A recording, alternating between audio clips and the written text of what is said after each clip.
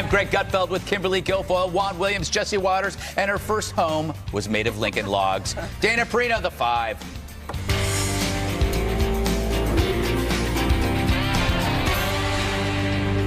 You know, it was like a night at the opera. Pennsylvania is the state that gave us the 45th president of the United States. South Korea came to my office after having gone to North Korea and seeing Kim Jong-un. And no, it's very positive. No. After the meeting, you may do that, but now we have to be very nice because let's see what happens. This should have been handled, by the way, over the last 30 years, not now. I'm joking about being president for life. A couple of them went back. Donald Trump, with his dictatorial attitude, now wants to be president for life. Fake news. I'd love Oprah to win. I'd love to beat Oprah. I know her weakness. Connor Lamb, Lamb the Sham, right? Lamb the Sham. I hear he's nice looking. I think I'm better looking than him. Personally, I like Rick Saccone. I think he's handsome. So it had everything. Jokes, check. Insults, check. Media outrage, check. The booing is getting stronger by the day whenever he goes out there and whips up like it's a Mussolini rally. And yes, that's what I said. What are you supposed to say when he's using these vulgarities to kids? And so the media reacted in a sweaty frenzy to a speech the rest of us have pretty much gotten used to by now. What really upset him? This. Maxine Waters, a very low IQ individual. We will impeach him. We will impeach the president. But he hasn't done anything wrong. It doesn't matter. We will impeach him. She's a low IQ individual. You can't help it. Oh, now, never mind her irrational accusations she's made about Trump. This is just another sign of racism, which is weird. Why is calling someone stupid racist? Aren't we all capable of being stupid? I know I can. But Greg, Maxine's a black woman. Yes, you're right. I forgot. Remember when Trump made fun of that black candidate? Or that black TV couple? Or that black newscaster? Or that black congresswoman? Or that black Republican? Or that black senator? Or that black war hero? Or that black has-been comedian? Sorry, Trump's an equal opportunity roaster. No one is safe. But my favorite part, when he mocks being presidential. Remember I used to tell you how easy it is to be presidential? But you'd all be out of here right now. You'd be so bored. I'm very presidential. Ladies and gentlemen, thank you for being here tonight. Rick Saccone will be a great, great congressman.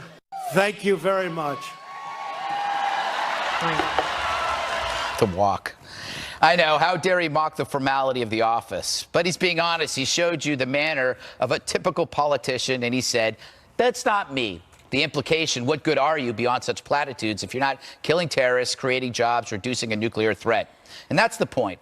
The difference between Trump and others, the tasteful charade of political lifers isn't part of his vocabulary. And so you are absolutely right to say that he's vulgar. But what are you going to do when the public says, so what, wrap it up, we'll take it? So, Jesse, love the jacket. Thank you very much. I mean that. No, I don't mean that. That was pretty much an honest appraisal of himself. He's saying, I'm not that guy, which I find kind of honest. Yeah, I mean, it was the most brutally honest thing I've ever seen on television, and the hits keep on coming. I've ranked the Trump performances. I think Rally Trump is the most entertaining Trump. Yes. And then you have Debate Trump right under that. Twitter Trump is pretty good, then Press Conference Trump, and State of the Union Trump. But the only risk here is that sometimes he makes it all about him instead of all about the policy that he's promoting. But by doing this, he throws so much content against the wall that the media just scrambles and doesn't know what to do with themselves. And then the coverage becomes about him and about the event. Because remember, he's almost more of an entertainer than a politician. Right. You can still be a leader, but you don't necessarily have to be a politician. And when he goes and he does these things and he connects with the crowd and he's provocative and he's fun and he's engaging an audience and he's trying to build a TV audience because in the long run it's about votes and he makes himself the center of the conversation. The sleepy-eyed Chuck Todd SOB thing, I think it's funny. I think people need to lighten up. I don't think it's a vulgarity. He said a lot more vulgar things than that. And in the pantheon of insults politically in politics, that doesn't really seem like it's the roughest thing out there. And then the Maxine Waters, I think you said it perfectly.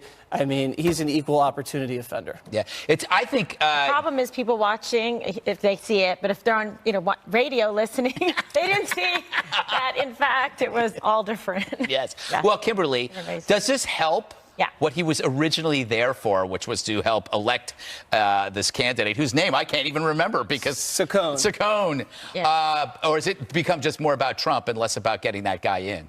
Well, I mean, I think all things can be true here. I mean, I think it helps him.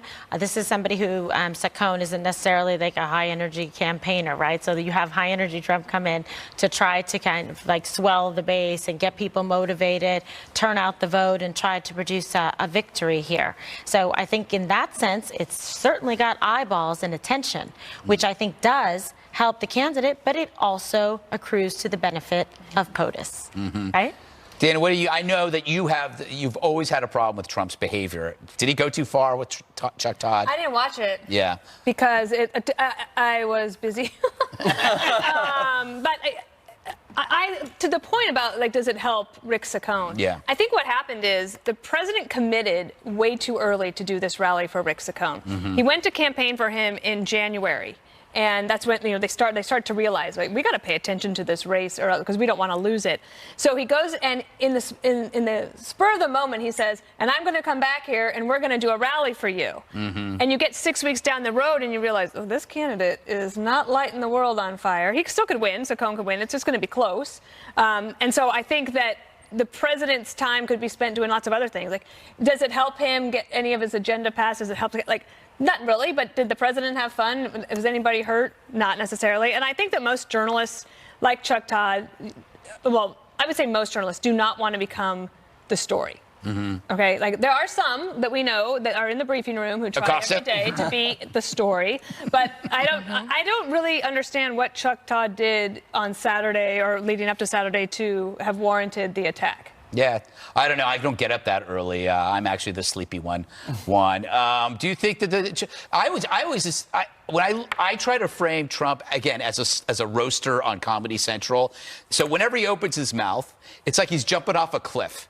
You never know. Like the joke might work, the joke might not work, but there's always a chance when you open your mouth among friends at a rally, you're going to say something that isn't going to work, and that happens to comedians and it happens to entertainers. And when you put it in that context, you can it makes more sense. Not to me. I mean, I just think it's vulgar what he's done to the presidency. I mean, it's lowered our standards for what we expect from someone who traditionally has been, a leader, a person of character and principle. I mean, obviously, they're all politicians. They're all playing games. But the public behavior of a president, we've never seen anything like this. So, I mean, to my mind, he goes after Maggie Haberman of the New York Times and calls her a Hillary flunky. He goes after Chuck Todd. He says, don't boo Kim Jong-un because he's got talks coming. It just strikes me as crass behavior that you embrace now as normal. I mean, you say, well, it's fun. And he says, different direction. Oh, your ratings would go down if I didn't act like this, if I wasn't so clownish, and if the circus didn't come to town, and if the medicine man wasn't saying, hey, come on over here. How is that being dishonest? Well, I think I didn't say dishonest. I said it lowers the standards of the president. It's honest if that's who he is. But to my point how about this? Let's say you are correct. This is beneath the office of the presidency. That has been said about almost every president doing one thing. Either whether it's about fashion or it's about something said. And then the public generally just says, so what? That's the problem, is the first half of the equation is criticizing him, but you don't have the second half, which is what do you do? Nobody cares. I would say that the American people wanted this. They wanted someone to come in and tear up the playbook, and he definitely broke the mold, this president. That's what the country voted for. They didn't want someone like he did, the imitation, very presidential. They didn't want that. They were sick of it. They were bored by it, and they wanted someone to come in and flip over the table. And he's doing that. And it might be beneath the traditional standards of the presidency, as you've said, and I agree with that. But he's now changed the game and kind of renegotiated what those standards are. And that's the reality that the media still has not accepted. And they're still covering him, that they're shocked that he's behaving this way. And I think they need to cover him in relation to him and not Romney or President Obama or President Bush. It's a lot. You're going to waste a lot of energy wishing he was acting a different way, is my point. Right. He No, spends so much time. But It's never going to, he's not going to change. They're still going to you know? engage in it. Yeah. Well, that's the thing, though. But people do. They tune in. It's like you can't stop watching or listening to it because you want to know what is he going to do next? What is he going to say? And he understands that. He really was transparent when he just said that right now. And he's like, you'd be so bored you wouldn't even be showing up here, et cetera, et cetera. So there is a sense of him getting some feedback and reward from being the way he is, which further encourages the behavior going forward that Juan and others are objecting to. But the thing that's interesting is that he, to the point of the rally, was to help support a guy who nobody can name 2 days after the rally and who is in a really tough race. Yeah. And you have also the Democrat, Conor Lamb, had no primary. He runs pretty much like a Republican, right? Yeah. He's except for on the pro-life issues, he's pro-gun. He actually he supports President Trump on the tariff issue. I don't think that's a Republican issue, but it helps the district. And this race is super interesting. And they're setting it up that the Democrats will say that this is what we're going to be able to do. It's not necessarily the case. Most Democrats are in primaries that will require them to pull left. They will not be pro-gun or pro-Trump or in any way. And so it's not necessarily going to be the bellwether of 2018. Yeah, but the other side of that, Dana, I had a but. Oh, go right ahead. That's okay. I'm sure you're going to say the same thing. Go ahead. I don't think so. I'm interested to hear what you have to say. I was just going to say that the point is that the rally is meant to help bring out Republicans to vote for somebody.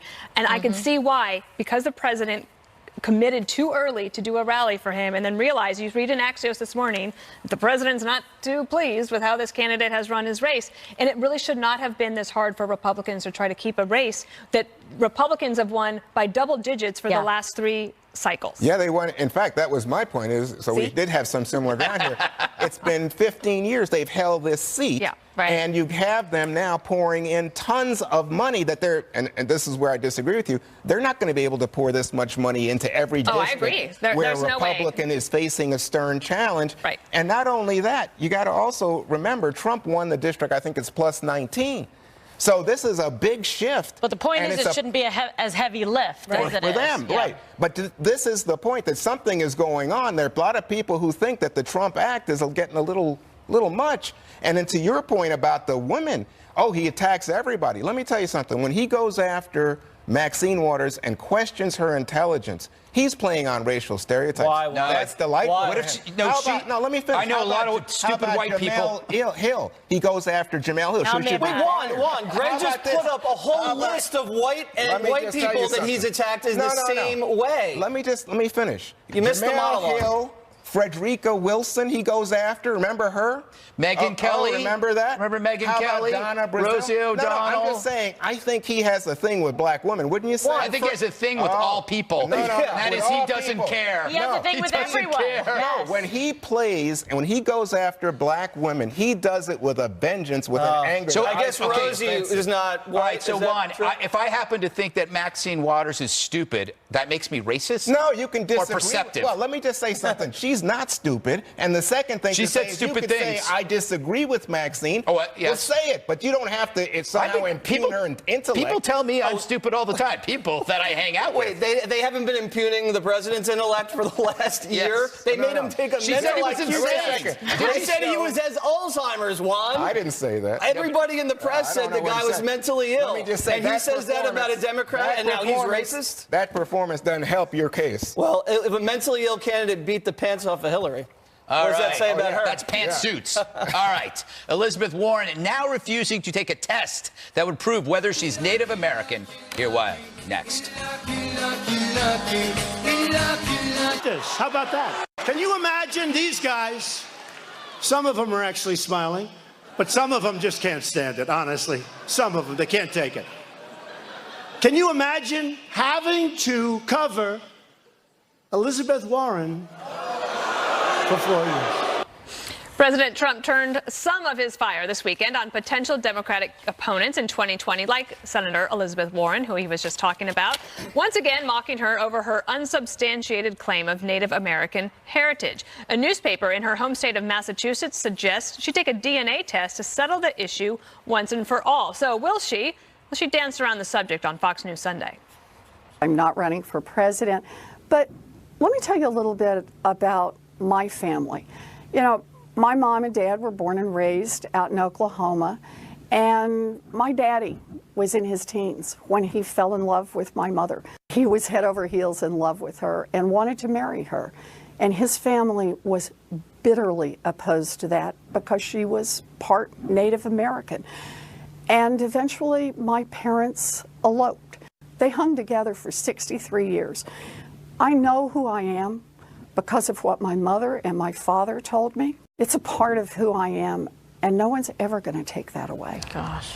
So that was on yesterday, Fox News Sunday, Greg. And when I first heard about it, I didn't know where the DNA test came from, but the Berkshire Eagle is a local paper, quite liberal, and they're the ones who are suggesting it. So I don't think it can be dismissed as some sort of right-wing conspiracy. No. The question, there's a couple of questions. Did she benefit from her unsubstantiated claim of her Native American heritage? Even her allies aren't sure if she put it on applications or not, but we do know that Harvard used her claim to validate their own diversity claim. So she was used. And she did, let's face it, she paraded her heritage around. She actually supplied Native American recipes to a cookbook, which were actually recipes taken from the New York Times. So I guess, are the Sulzbergers also part of the Cherokee family? I don't know. Sulzberger does not sound Cherokee. My advice for her is to pull a Rachel Dolezal, make Native American heritage your choice, which, you know, somehow elevates you among those born that way, because that's what's happening with Rachel Dolezal. If you say you are, that's almost like you're choosing it. That makes you better. She's paying the piper. This identity politics poisons everything. By elevating the group over the individual, her individual talents don't matter anymore. They don't, because it's now about this. So you live by identity politics and you die by identity politics. When you're part of the group, everything's great. When you're not part of the group, everything's bad. Do you think, Kimberly, there's any way for her to get that behind her? I mean, I don't even think the DNA test wouldn't do it, because then you'd have to say about why the DNA test. I mean, I don't see how she gets past it. Well, look, it's actually, there's some, liability here that attaches to it, because she has listed herself in legal, minority directories, and also checked it off in terms of applications, Ivy League schools. So for some reason, this doesn't come back with the exact, right amount, et cetera, to qualify for some of these things. She could be in trouble. So if she's an attorney, whatever, to tell her, hey, you better not get into this. So she definitely is trying to sidestep the issue. But it just goes to show you, the hypocrisy. People were literally hyperventilating panicattack.com over Trump's tax records, let alone look at this situation, right? We want his tax records. Well, what about the fact that Elizabeth Warren identifies? Like, you're right. No one would have any objection to it if she pulled a Rachel Dolezal. Yeah. Right? Yeah. Just but God forbid if we equip ourselves with the truth there. You don't like that comparison? I don't see it at all, so I just have to listen very carefully. But Look into the future, the president's tax records and the president's claims, boy, that's real. What people say about their racial makeup, their background. Boy, we live in a country. The question was whether she benefited professionally. She didn't benefit because Harvard had said, and everybody else has said, that didn't impact her selection as a professor. What Greg said, and I don't know that, but he says that Harvard used it in terms of promoting their level of diversity, but it wasn't that she got the job because she put that on an application.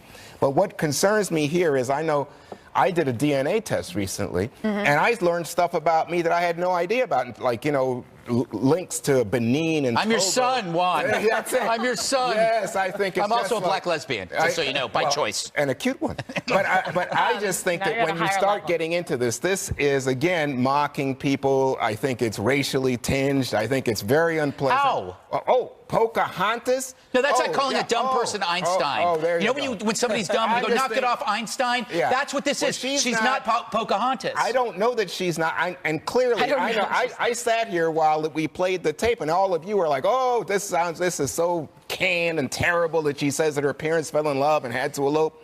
But let me just tell you, family history is very real in our country. And we have lots of mixed people and people don't even know. That's true. When you ask Ancestry.com or 23andMe or whatever, they say it's something like a huge percentage, a majority of people have no idea about their DNA. That's why it's so exciting. In fact, my dad bought us kits for Christmas. Maybe we this should do that. year. A little. What if we find out we're all related? Because we have 30 seconds left, and Jesse's input is so important. Former Democratic Governor Deval Patrick is also saying he might want to run in 2020, and then she will have Bernie Sanders to contend with. It's going to be kind of a crowded field. Well, she's never going to get over this. I agree with Kimberly. There's no way to put this behind her. And there's a lot of downfall if she takes the test. She can't take it. Number one, it's going to look like she got pressured into it. Yeah. She also can't take it because it's going to draw attention to a negative situation for her. And if, say, she takes it and gets the results, at best, she's what? 40 to 50% Native American. People are going to say, well, you don't look Native American. I don't believe the results. Or, at worst, she's 2 to 0% Native American. And people are going to say, you're a big liar. And you were a big, you try to get up, play the race card. You bluffed, and then you're going to have to fold. I disagree, though, with Juan, though. She has used her racial heritage to her advantage, but only to her advantage. She has not aligned herself with Native American issues or Native American causes. The 2 times she used her racial so-called background was for the cookbook, for a profit, and to get into Harvard. And of course Harvard is going to accept someone with that type of background. It looks good for the diversity reports. Everybody understands that one. I actually am a little nervous about taking the spit test because I was told I had a certain racial background, and now my mom just said I might have some sort of French-Canadian background, and that terrifies me. I don't know how to wrap my head around that. What told her that? So I'm not taking the test. What told her that? I don't know. I think she actually believes it. French Canadian? Well, you never know. Can you imagine that? French, Kimberly. Can you believe it? I'm Canadian. I'm part French. It's not that bad. Well, everybody assumes that. All right, we're going to move on. New revelations from OJ's If I Did It confession. We'll have it next. Can I get a hallelujah? Can I get a name? My heart, the beat goes on and on and on and on. The interview had been shelved for more than a decade, but we finally got to see O.J. Simpson's, quote, hypothetical account of the murders of his ex-wife and her friend in a special titled The Lost Confession. As things got heated, I just remember Nicole fell and hurt herself. And this guy kind of got into a karate thing. And I said, well, you think you can kick my ass? And I remember I grabbed a knife. I do remember that portion, taking a knife from Charlie. And to be honest, after that, I don't remember, except I'm standing there and there's all kind of stuff around. And I don't think any 2 people could be murdered the way they were without everybody being covered in blood. And of course, I think we've all seen the grisly pictures after. So yeah, I think everything was covered, would have been covered in blood. Holy smokes.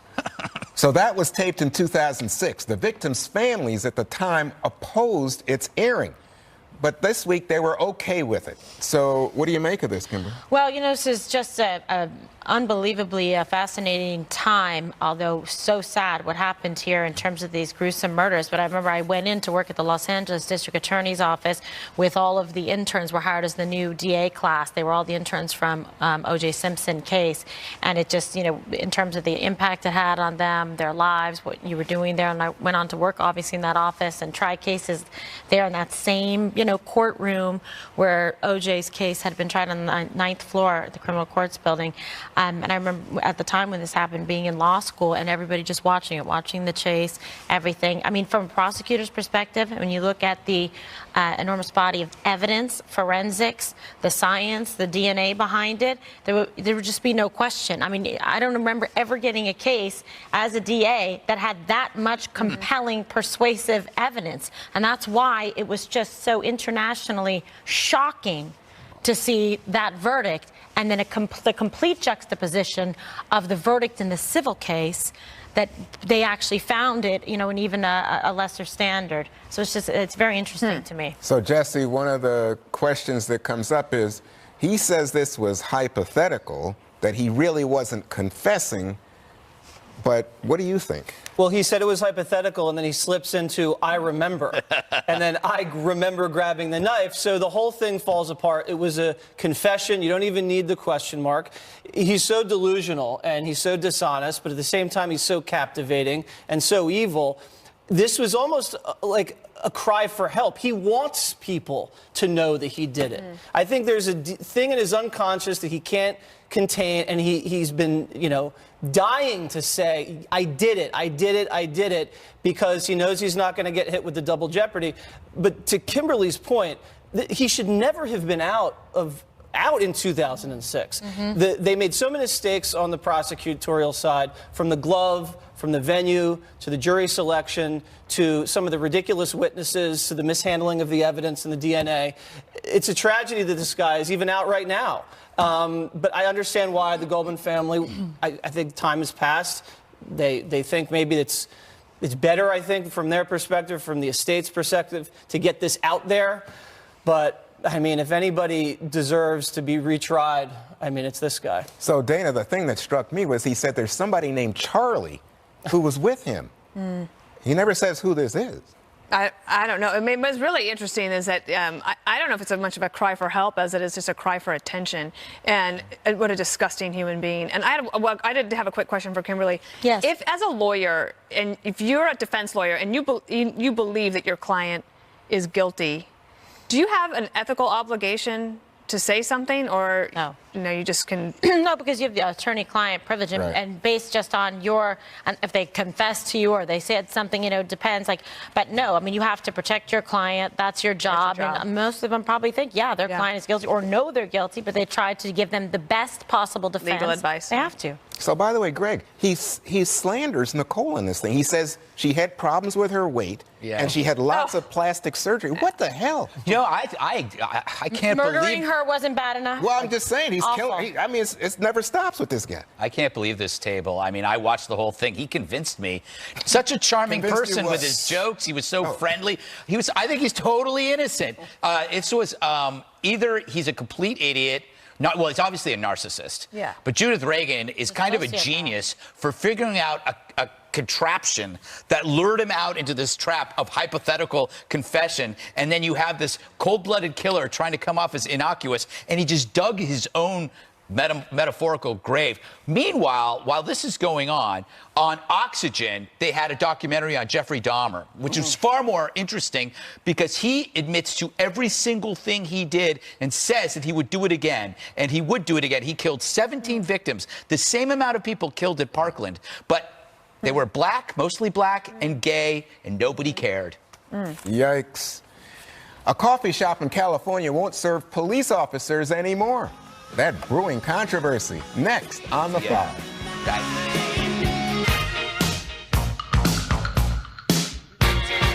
Police officers aren't getting the respect they deserve in Oakland, California. They're not even being allowed to buy coffee in one cafe. Hasta Muerte Coffee has announced it won't serve cops in uniform because it isn't safe for customers. They claim, quote, police presence compromises our feeling of physical and emotional safety. Isn't that discrimination? Where's the ACLU? Greg, I mean, so if a coffee shop says we're not going to serve black people or Muslims, that would be a national story and probably illegal, right? Yeah, but I guess because this isn't based on race. I mean, they'd have to deny a black police officer as well. I think they should declare Oakland a sanctuary city for police and see what happens. It would be like a cross between Lord of the Flies and Dawn of the Dead. California has to ask themselves, when is enough enough? You've got high unemployment, high welfare, high homelessness, high debt. You are number one in being number two. Police officers are now becoming janitors of human failure. Police officers now have to clean up after human filth left by the homeless population. Meanwhile, they have to act as social workers to coddled students on campus who need to be protected from words. Police officers aren't policing anymore. They're taking care of an asylum. So if someone tries to rob this establishment, who are they going to call, Dana? Ghostbusters. Not guess the police. what? They're not real. Greg's talked about the U-Haul problem. Yeah. The U-Hauls are very expensive to leave, but no U-Hauls are going back. I think that talk about the brain drain. This weekend I read an article about how even Silicon Valley is saying that Silicon Valley is over. And you read some of the quotes, it's like, well, the city's too crowded, it's way too expensive, we don't like what's going on, so they're looking to move elsewhere and looking at places like rejuvenating cities, even like Detroit. And so I think people are going to leave. Yeah. This can't be good for business, Juan. I don't know about that. I mean, you don't think lots people of are going to see this and then never go to this coffee shop again? It looks like such a nice place. No, I don't think that at all. I think there are lots of people who are concerned about police brutality, and in a coffee shop where they see the cops with the guns, it's like open carry or something. People might be uncomfortable. Well, I mean, unless they have, are they breaking the law in the coffee shop? I No. mean, By the why way, would you be I uncomfortable? disagree with them on their policy. Okay. You asked me if it would affect their business. I don't think it. This is like we were having a conversation about Farrakhan, and would that affect votes in the districts of black congressmen who have some association with Farrakhan? I don't think it's going to affect Maybe in it at all. Oakland anything goes. Kimberly, is it legal to do this? I guess technically you can do it, right? Yeah, I mean, is it legal? Is it very nice? No.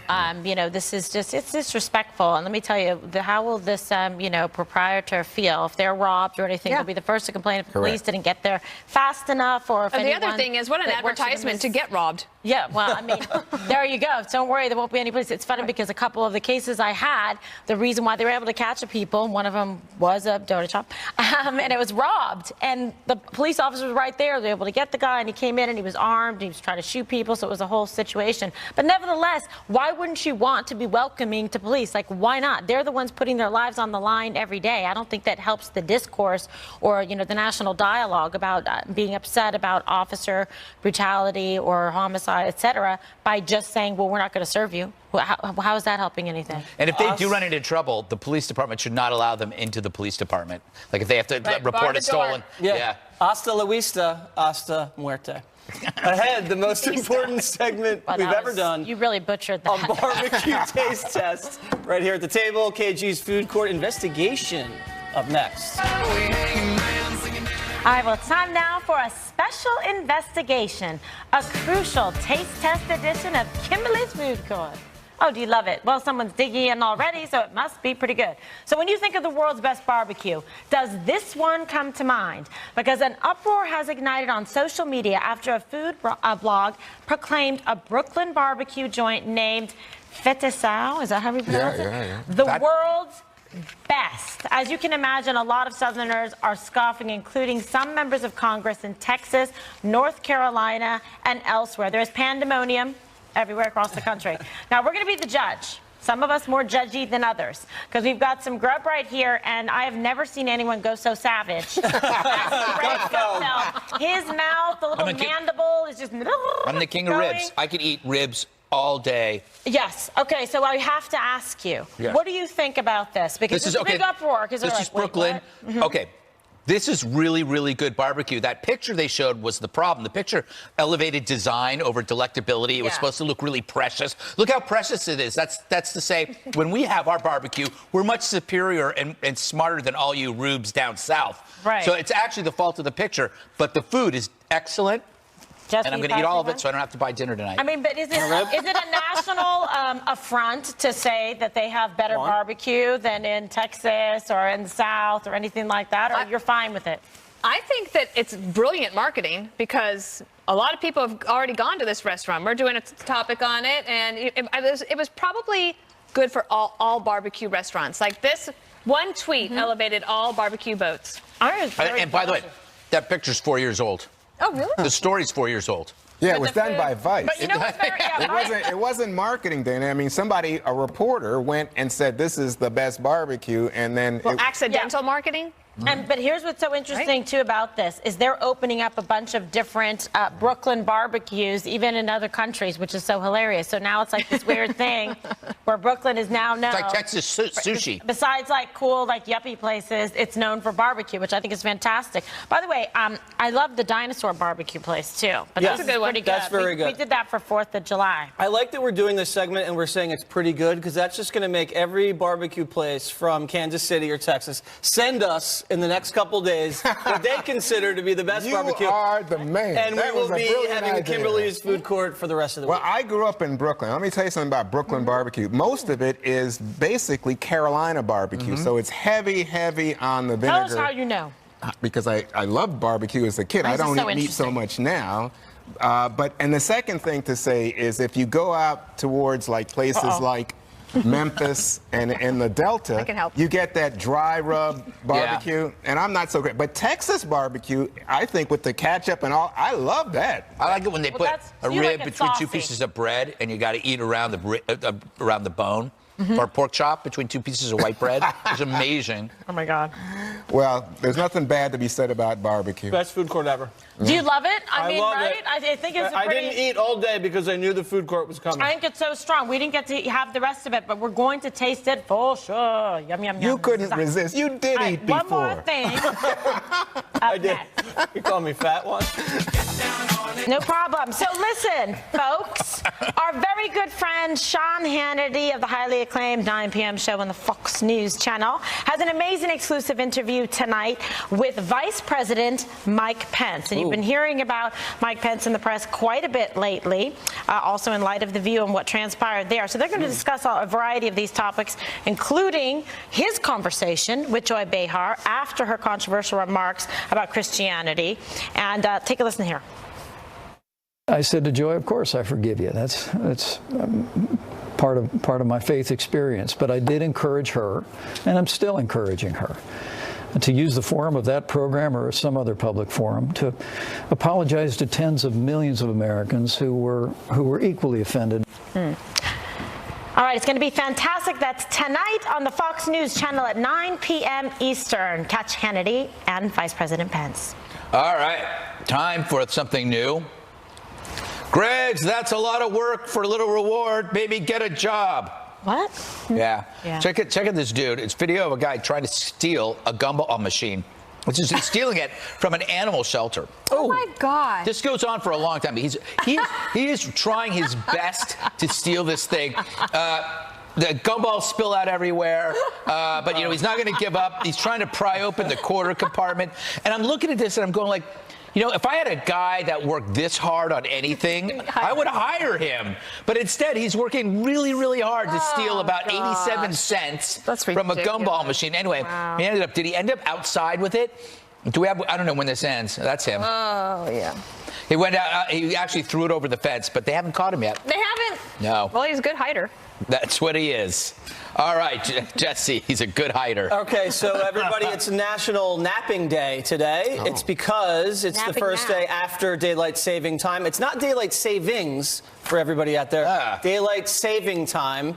And some people have been, celebrating National Napping Day. As you see here, this guy is totally passed out. And some of us on the 5. Also napping. There's Juan dozing off during Gutfeld's monologue. I saw that. And this is Greg after he ate too much barbecue. That's wait, I'm not wearing that. Oh, I like it. You just made fun of the boys, the fellas. Yeah, leave us girls Yeah, I was like, oh, gosh. Yeah. All right, Juan. I want to look weird. Oh, by the way, don't make fun of napping. Napping's good stuff. With President Trump in office, it's become kind of hip to say character doesn't matter. It's only the policies that count. Well, here's a different take on character. Former Vice President Joe Biden encountered a homeless man as he was leaving the movies with his granddaughter over the weekend. Here's a picture. Now, this picture was taken by someone who recognized Mr. Biden. The revealing picture shows him not only talking to the homeless man, but writing something down before he handed it to him. The photo has been shared more than 120,000 times on Facebook. One person wrote about Biden, "Character is what you do when no one is watching." It's amazing how that magically just came together, Right. What do you mean? It's amazing how that came together. Picture was perfect. No one was wasn't watching. What happens when no one is watching? Well, you get the picture taken. When no one wants to run for president? Yes. I think he wants to run for president. Well, that's my point. I don't think that was a fake. Set your DVRs. Never miss an episode of The 5 special report of